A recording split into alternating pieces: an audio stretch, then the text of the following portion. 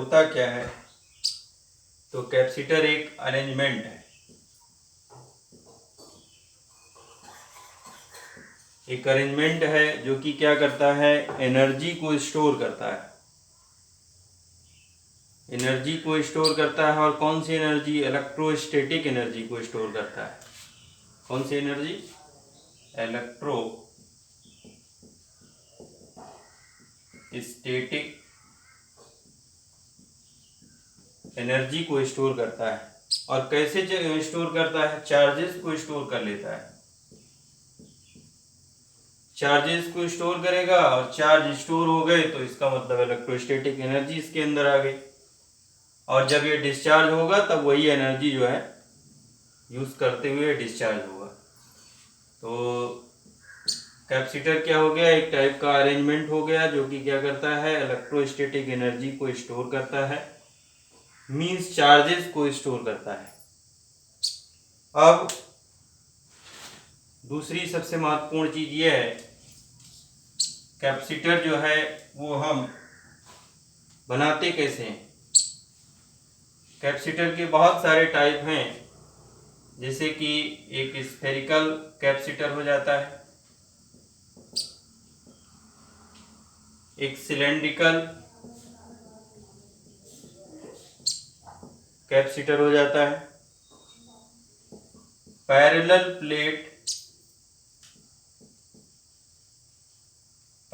Plate capacitor होता है। अब ये जो पैरेलल प्लेट कैपेसिटर है, इसका यूज सबसे ज्यादा, most widely used the capacitor is parallel plate capacitor. तो पैरेलल प्लेट कैपेसिटर सबसे ज़्यादा यूज़ किया जाता है। अब आइए इसका सिंबल जानते हैं कि इसको हम रिप्रेजेंट कैसे करते हैं किसी भी सर्किट कंपोनेंट में। तो जैसे आपने पढ़ा होगा 10th क्लास में, रेजिस्टेंस को ऐसे ऐसे करके दिखाते हैं, ऐसे ही कैपेसिटर को दिखाने के लिए हम क्या करते हैं, ये पैरेलल प्लेट कैपेसिटर हमने दिखाया। इसमें दो प्लेटें हो गई, 1 और 2, और ये एक ऐसा कैपेसिटर है जिसका कैपेसिटेंस जो होगा वो कांस्टेंट होगा। इसी के स्थान पे एक दूसरा कैपेसिटर हम दिखा रहे हैं, इस पे हमने एक एरो लगा दिया, और अगर एरो लगा दिया तो इसका मतलब क्या है कि उसका कैपेसिटेंस जो है वो वेरी कर रहा है, कैपेसिटेंस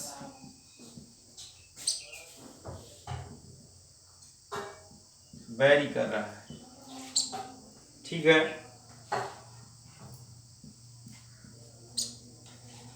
तो ये दो टाइप के इंडिकेशन हो गए, रिप्रेजेंटेशन हो गए कैपेसिटर के।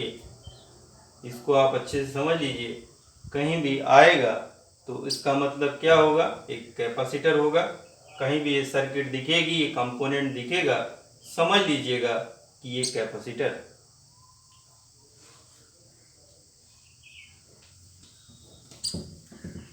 अब आइए इसका थोड़ा सा मैकेनिज्म समझ लेते हैं कि कैपेसिटर कैसे क्या करता है, और इसका जो मैथमेटिकल मॉडलेशन है, मैथमेटिकल मॉडलिंग है, वो क्या है।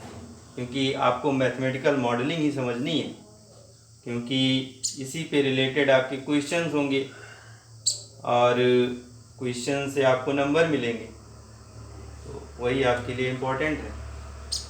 चलिए देख लेते हैं मैकेनिज्म क्या है।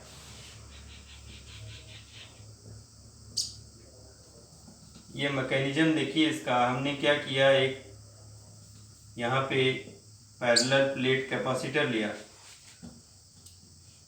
ये, और इस प्लेट पे हमने चार्ज दिया, और इससे कुछ दूरी पे हमने क्या किया, एक दूसरा प्लेट रख दिया, कंडक्टर रख दिया। अब इस कंडक्टर पे, इसको हमने बहुत पहले पढ़ा है कि इस कंडक्टर पे क्या होगा कि चार्जेस अपने आप इंड्यूस्ड हो जाएंगे, चार्जेज इंड्यूस्ड हो जाएंगे, और वो चार्जेज जो है उनका नेचर क्या होगा, उनका नेचर होगा नेगेटिव चार्जेस। तो इधर तो हमने पॉजिटिव चार्जेस दिया और इधर जो इंडक्शन से चार्जेस आए वो कौन से हैं, नेगेटिव चार्जेस। बहुत अच्छी सी ये कहानी यहाँ पे बन गई कि आपने दिया पॉजिटिव और बगल में रखा दूसरी प्लेट और वहाँ पे हो गया नेगेटिव चार्जेस। अब यहाँ पॉजिटिव है, यहाँ पे नेगेटिव है, मीन्स क्या हुआ कि पोटेंशियल का डिफरेंस बना और इसके कारण से क्या हुआ कि इसमें जो है एक फील्ड बनना स्टार्ट हो गई। बहुत इंटरेस्टिंग कहानी है।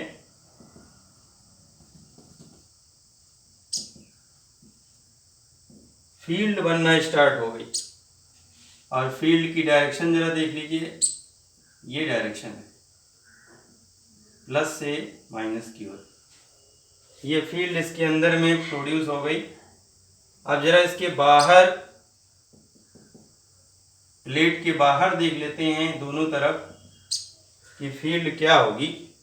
तो आपने पढ़ा था कि दो प्लेट हैं और दोनों एक दूसरे के अपोजिट चार्जेस हैं, तो उसके बाहर जो फील्ड होगी वो जीरो होगी और इसके अंदर में जो फील्ड होगी वो क्या होगी, सिग्मा अपॉन साइलेंट नॉट।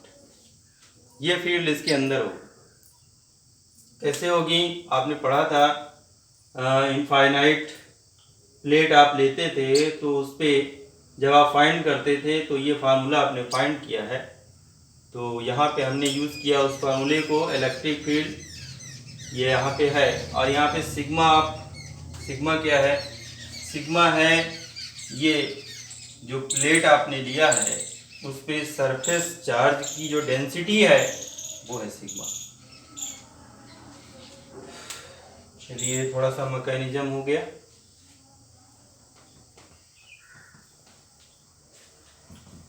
अब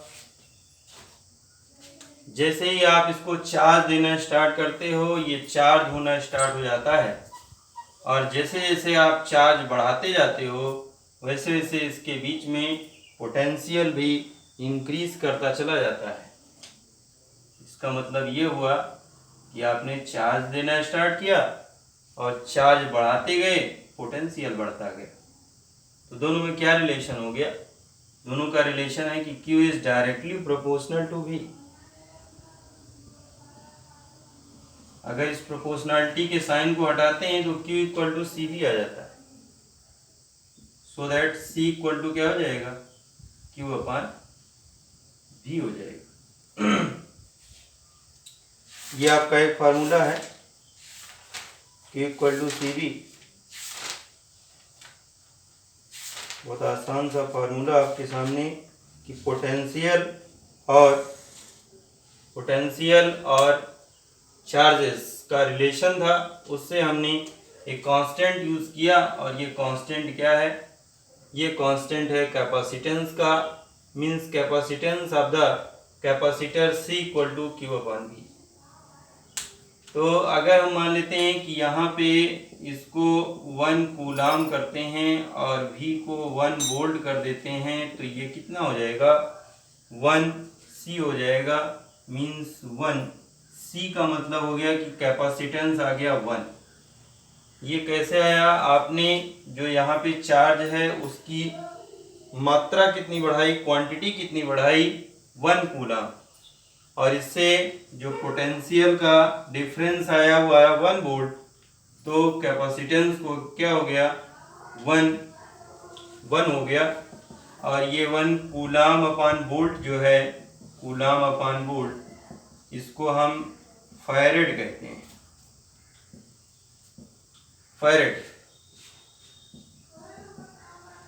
farad is the unit, farad is the SI unit of capacitance।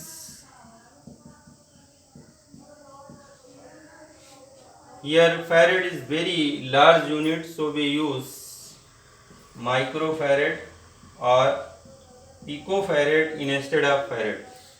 ठीक है, तो ये थोड़ा सा इंट्रोडक्शन था कि कैपेसिटेंस का फार्मूला